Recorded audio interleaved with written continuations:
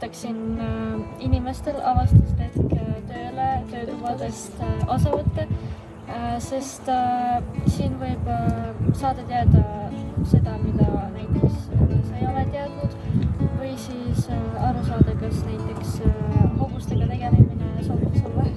Mina arvan ka, et isegi kui sul ei ole varem olnud sellist huvi hobuste vastu või sa ei ole varem tegelenud hobustega, siis see on ikkagi koht, kus sa õpid nii palju, sa arendad ennast, sa äkki kuskil kunagi tuleb kasuks, kus sul on vaja teada midagi sellist.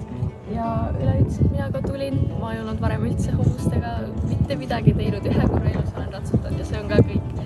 Aga mul oli nii lõbus ja ma sain natukene oma hirmust ka üle, nii et minu arust ma soovitaks kõigile. Täna me siis noortega tutvusime loomamassööri tööga. Tegime eeterlikest õlidest sobiva õli hobusele. Tutvusime siis hobuse üldseisundi hindamisega.